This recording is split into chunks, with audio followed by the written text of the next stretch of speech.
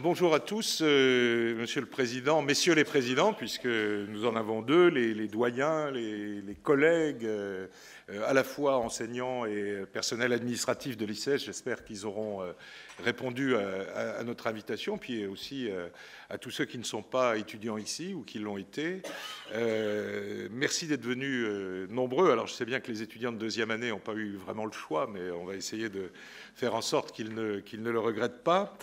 Pour cette demi-journée qui fait en effet suite à plusieurs autres, et c'est un thème que nous avions un petit peu abordé déjà avant le Covid, puisque nous étions à 2 ans à ce moment-là de la commémoration ou de la célébration, vous choisirez le mot qui vous convient, du bicentenaire de Napoléon, donc de la mort de Napoléon. Et cette journée d'aujourd'hui, alors le président a un peu défloré la réponse que nous allons donner, c'est qu'évidemment, on peut encore parler de Napoléon aujourd'hui, mais nous avons aujourd'hui choisi de nous concentrer sur les questions qui ont été posées à l'occasion du bicentenaire, cette fois-ci de façon un petit peu plus apaisée, un petit peu plus reposée que nous l'avions fait pendant l'événement lui-même, mais je crois que le moment est venu aussi de redonner la parole à l'histoire et de faire en sorte que les éléments que nous allons vous donner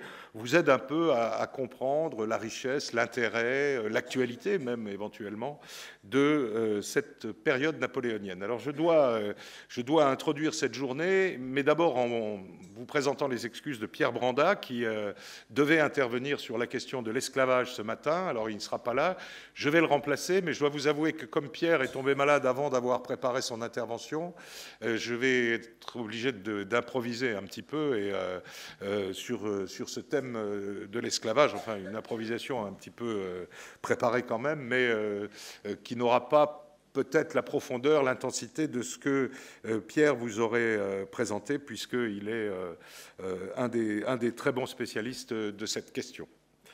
Alors, commençons d'abord par nous demander de quoi nous allons parler. Le 13 mai 1816, Lascaz note, dans ce qui sera plus tard son mémorial de Sainte-Hélène, cette opinion de Napoléon sur lui-même. Je vous la cite. « Je m'inquiète peu de tous les libelles lancés contre moi. Mes actes et les événements y répondent mieux que les plus habiles plaidoyers. Qu'on aille chercher dans l'histoire et que l'on compare. » Et en effet, jusqu'au début des années 2000, Napoléon était ce que le président de la République, Emmanuel Macron, a appelé « une part de nous ». C'était dans son discours du 5 mai 2021, discours qu'il a prononcé à l'Institut de France, le jour même du bicentenaire de la mort de Napoléon.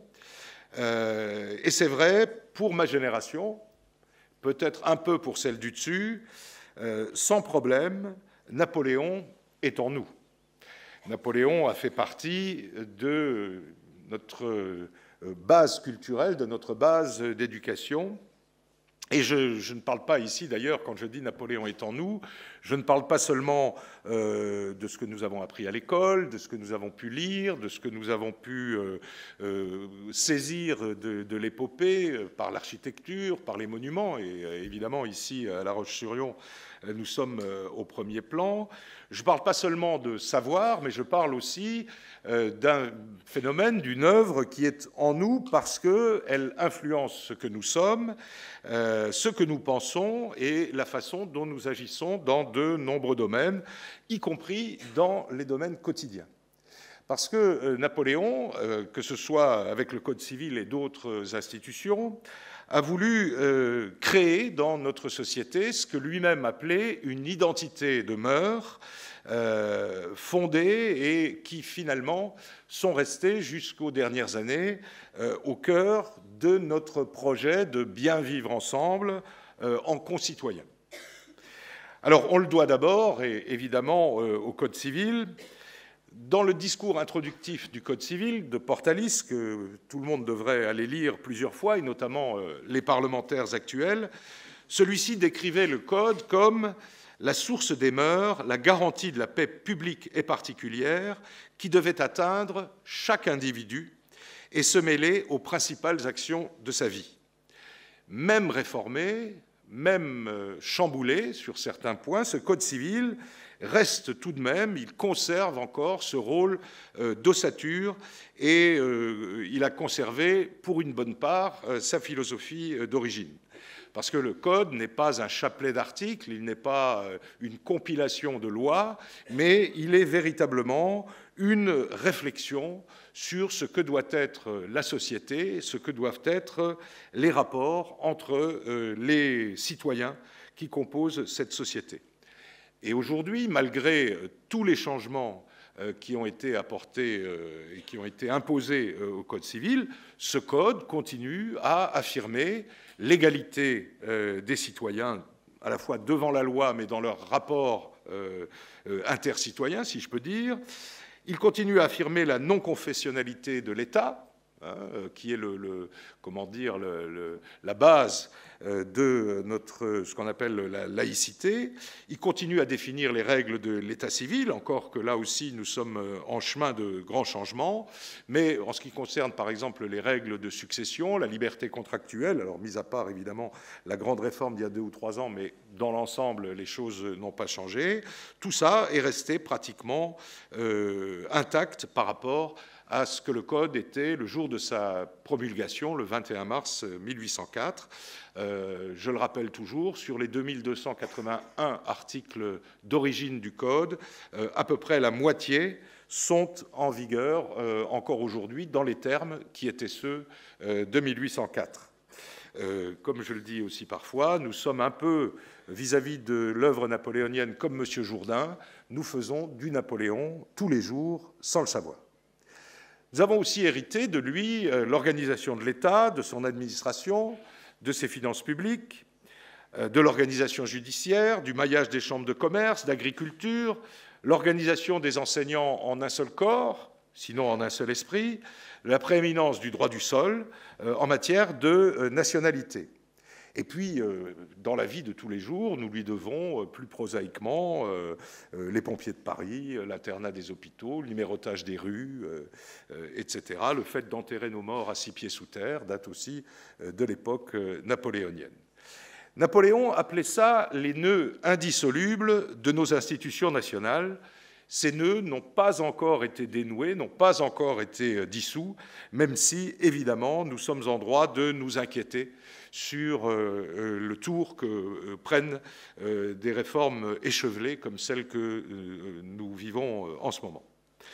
Et au fond, dans le catalogue des grands hommes du monde, peu de pays ont un homme du calibre de Napoléon. Patrice Guénifet, qui est un ami de la Fondation et mon ami, dit toujours qu'il n'y a pas 3 Napoléons dans l'histoire de l'humanité.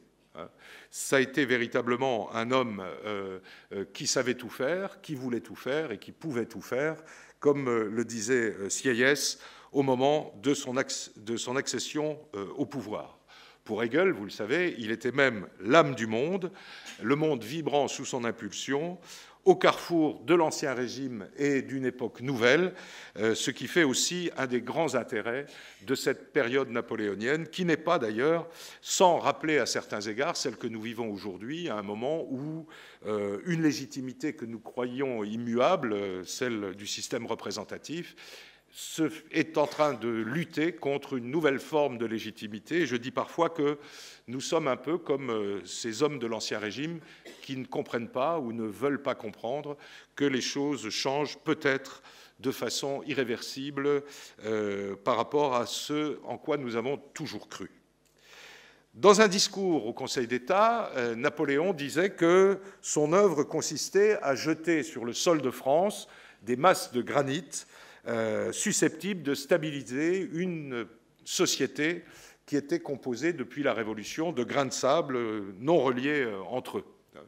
Là aussi, nous constatons l'actualité de ce projet, quand bien même, évidemment, il ne s'agit pas de dire « Ah, si Napoléon revenait, les choses iraient tellement mieux ».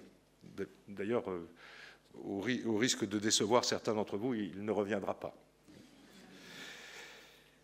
Alors, la question, c'est de se demander, est-ce qu'on ne peut pas dire que Napoléon et ses équipes, parce que Napoléon n'était évidemment pas seul aux affaires, n'ont pas fondé quelque chose d'essentiel pour l'avenir par rapport à eux-mêmes, mais même pour la conception que nous pouvons avoir de la société, des rapports entre les citoyens et même de notre vie quotidienne.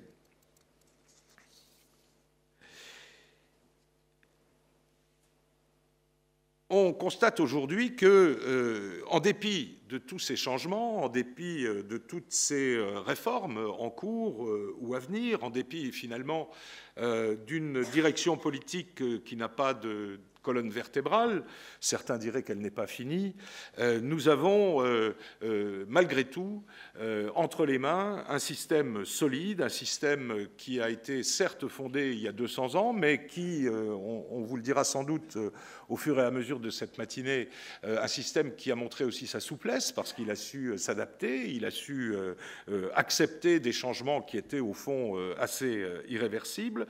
Mais n'avons-nous pas là entre les mains une conception de la société, une conception de l'État qui, comment dire, nous donneront justement cette colonne vertébrale. Napoléon est donc une part de nous, comme le dit Emmanuel Macron, qui ajoutait dans son discours du 5 mai que ses leçons et ses réalisations portent encore jusqu'à notre siècle. Ce sont les mots du président de la République. Il ajoutait encore, puisque nous étions le 5 mai 21 et que c'était le moment clé de la commémoration de la mort de Napoléon, il ajoutait qu'il souhaitait une commémoration éclairée. On verra en conclusion, donc en fin de matinée, que cette commémoration éclairée a effectivement eu lieu. De même qu'a eu lieu le débat inévitable sur les ombres et les lumières du gouvernement napoléonien. Vous le savez, nous en avons parlé ici et là, sur les plateaux de télévision, les ondes des radios, les journaux, et nous l'avons rappelé pour ceux qui y étaient à la dernière université d'été de l'ICES de l'été dernier. Et pour paraphraser encore Emmanuel Macron, dans un moment de son discours, qui devrait valoir au conseiller qui l'a préparé un prix de l'Académie française, ou peut-être, quand vous aurez entendu la phrase « une brève dans l'os à moelle de Pierre Dac », de l'Empire, nous avons renoncé au pire, et de l'Empereur, nous avons embelli le meilleur. Il avait probablement très mal dormi la veille de l'écriture du discours. Même si on le prend au pied de la lettre, cela n'est pas gagné d'avance, et le seul intitulé de nos travaux d'aujourd'hui confirme que rien ne l'est. Car au-delà du seul cas de Napoléon, nous devons faire face à une tendance, d'abord américaine, mais qui risque de devenir bien française, celle de la déconstruction, reconstruction de nos sociétés, de ce qui en fait leur fondation et leur histoire. Une direction morale indéfinie domine les milieux culturels, l'éducation nationale, les médias publics, et elle est à l'œuvre, non pas pour nous faire penser mieux, mais pour, à terme, nous interdire de penser. Cette direction morale fonde sa démarche sur une idéologie dont l'alpha et l'oméga sont la déconstruction, d'une part, et d'autre part, ce qu'ils appellent l'ouverture aux autres et la diversité. Ils veulent, et là je cite leur nouveau porte-drapeau, Patrick Boucheron, spécialiste de la Renaissance, mais qui désormais s'occupe à peu près de tout, ils veulent combattre ce que Boucheron appelle les crispations réactionnaires, c'est-à-dire nous, l'étrécissement identitaire, encore nous, et pour une histoire qui ne saurait être que mondiale et inclure les nouveaux damnés de la Terre que vous aurez identifiés fort bien puisque vous écoutez la radio et lisez les journaux. Il ne s'agit pas ici d'ailleurs de pratiquer ce que les Américains appellent la world history, qui élargit parfois très heureusement l'analyse en cherchant des courants dominants, en inversant les perspectives, en donnant parfois la parole aux vaincus.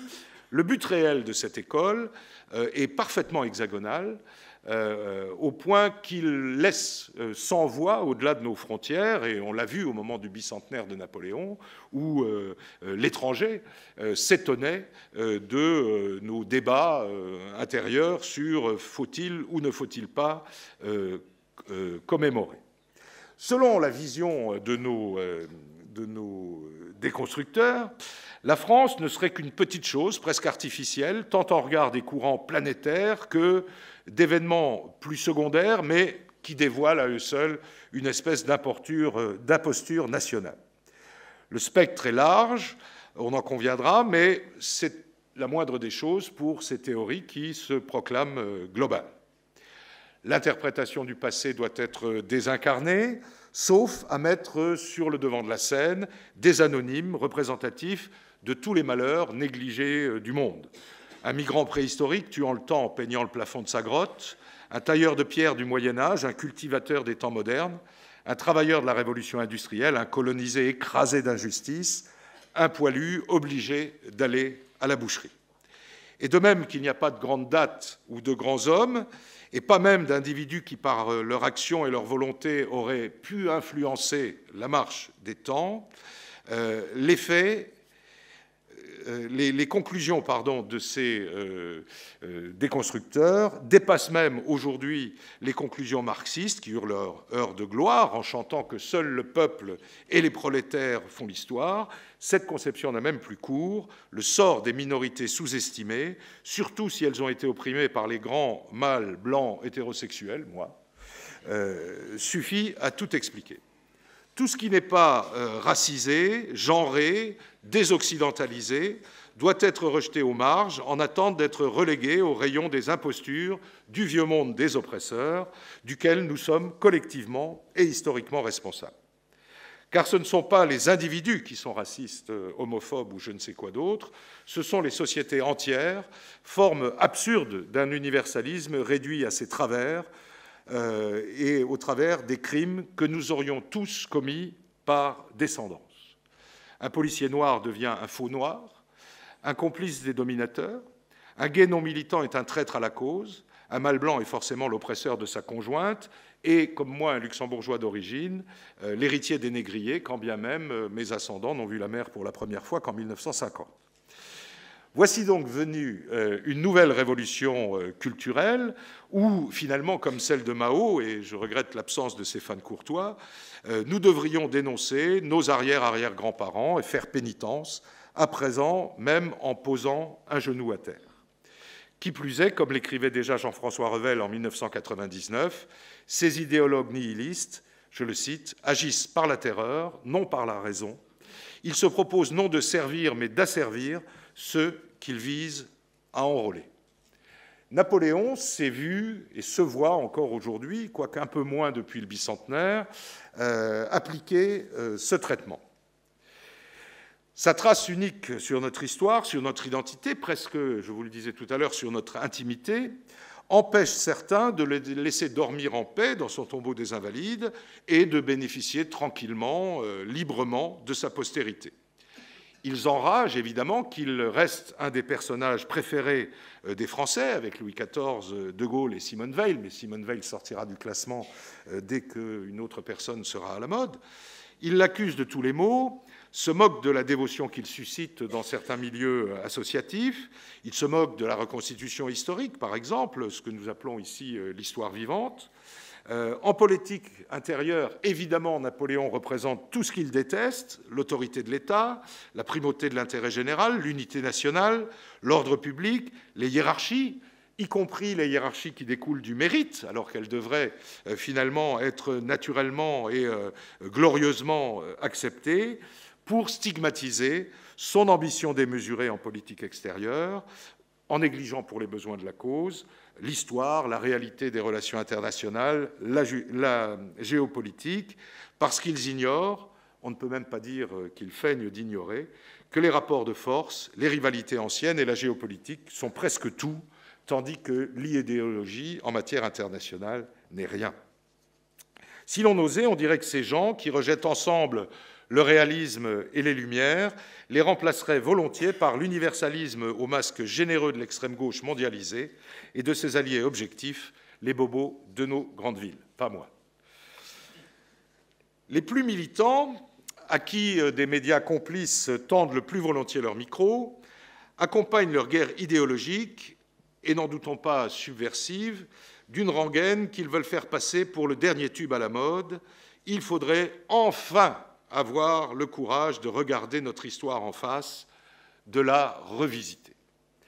Voilà 40 ans que, pour ma part, j'entends cette rengaine, mais je sais aussi que mes maîtres et mes devanciers l'ont entendu, sauf que la vérité est ici qu'on n'arrête jamais de revisiter l'histoire, parce que c'est bien la raison d'être de l'historien. Il enquête en permanence, à chaque pas, il veut faire progresser sa discipline. Mais il n'avance ni sur du vide, ni sur une table rase, et encore moins pour se conformer à des slogans. Si une dose de doute sur les travaux de ses prédécesseurs lui est nécessaire, il a besoin de documents, de faits pour les confirmer ou les contredire. Et comme il est lui aussi dans les temps qui sont les siens, ces problématiques et ces questionnements évoluent. Pour le sujet qui nous intéresse, Stendhal écrivait en 1837 qu'il faudrait, d'ici 50 ans, refaire l'histoire de Napoléon tous les ans. Et c'est bien ce qui se passe et continue à se passer dans tous les domaines. L'anthropologie militaire, la géopolitique, les études économiques et sociales, l'ouverture aux questions prégnantes dans nos sociétés, le statut des femmes, l'homosexualité, l'intégration des juifs, l'esclavage, les retraites, le chômage, la dette, les aspects européens, évidemment, font partie des secteurs qui doivent aujourd'hui être étudiés peut-être différemment de ce qui était le cas autrefois. Mais il n'y a jamais eu de chape de plomb qui serait tombée sur l'histoire napoléonienne, comme en sont convaincus notre cible de ce matin, les déconstructivistes mondialisés. Pêle-mêle, de toute façon, comme l'ignorance est leur marque de fabrique, ils assèneront, ils continueront à asséner sans référence, sans débat, que les guerres de Napoléon ont fait des millions de morts, que son code civil a sciemment voulu abaisser la femme et assurer à lui seul le triomphe du patriarcat, que son régime était à peine moins pire que celui d'Hitler ou de Staline, que sa police était le modèle de la Gestapo ou de la Tchéka, que ses opposants étaient systématiquement éliminés, que sa justice agissait sur ordre, que le rétablissement de l'esclavage se doubla d'un projet de génocide des Noirs. Ce phénomène de prêt à revisiter, si l'on peut dire, ravit les affidés qui désormais savent sans plus avoir besoin d'apprendre. Les historiens napoléoniens ne leur servent à rien, qui ne sont bons qu'à défendre leurs champions. Ne nous illusionnons pas, Napoléon n'est pas la cible principale de cette démarche. Il n'est qu'un élément tactique dans une stratégie qui vise à dégoûter les Français de leur histoire, à les déraciner un peu plus pour planter sur une friche nouvelle une sainte et bienfaisante doxa qui nous mènera vers le bonheur. L'avant-garde du mouvement sait qu'un peuple sans passé, sans conscience et sans connaissance est manipulable à l'envi.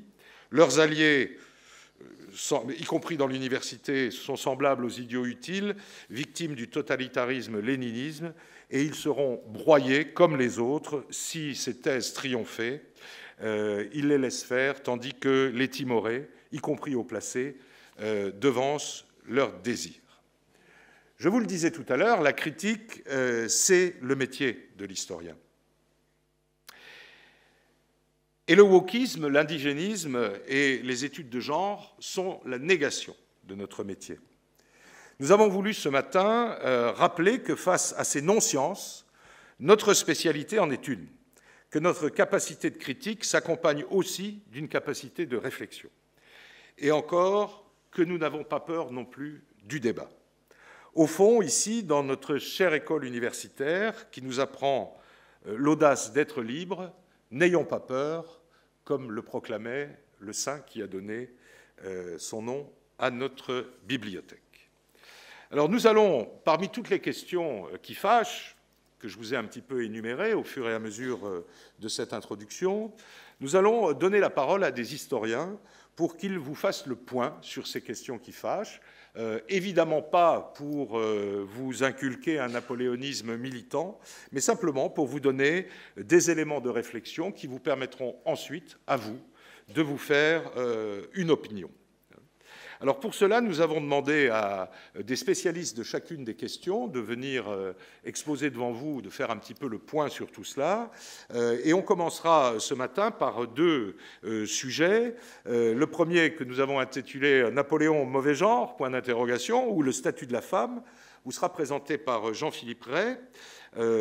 Jean-Philippe Ray est agrégé, docteur en histoire. Il a longtemps enseigné dans des classes préparatoires au Chartreux de Lyon. Il a décidé maintenant, pour des raisons personnelles, de retourner enseigner en lycée. Et donc, il est l'auteur de plusieurs ouvrages que vous trouverez d'ailleurs ici à la bibliothèque. Et nous lui avons demandé de vous faire un petit peu le point sur cette histoire de statut de la femme, sur cette histoire d'un Napoléon patriarcal. Je vous rappelle Madame Moreno, à qui on demandait, qui était ministre à l'époque, elle a maintenant disparu, je crois, hein, elle n'est plus là, nous la regrettons beaucoup. On lui avait posé la question lors d'un grand jury d'Europe 1, est-ce qu'il faut commémorer Napoléon? Alors elle avait éclaté de rire, d'abord parce qu'elle n'avait pas préparé de réponse, et puis ensuite elle avait dit « Napoléon est le plus grand misogyne que j'ai connu ». Ce qui indique deux choses, que Napoléon était misogyne et qu'elle avait connu Napoléon. Je la fais à chaque fois, mais elle marche. Et puis ensuite, on donnera la parole à François Houtsek. François Houtsek travaille à la Fondation Napoléon. Il est responsable de ce qu'on appelle les projets spéciaux, qui sont les moutons à 5 pattes que personne d'autre ne peut faire. Donc c'est lui. Il a notamment été l'éditeur de la correspondance générale de Napoléon. Donc il a passé une quinzaine d'années sur ce sujet spécifique. Mais son goût, sa spécialité, c'est l'anthropologie militaire. Et nous lui avons demandé de faire un peu le point sur cette affirmation des millions de morts des guerres napoléoniennes. Et donc il viendra ici vous parler de cette nouvelle façon, finalement, un peu, d'aborder l'histoire militaire napoléonienne. Mais d'abord, la minute gender de la matinée, avec Jean-Philippe Ray, qui va vous parler du statut de la femme, où, au fond, Napoléon avait-il mauvais genre.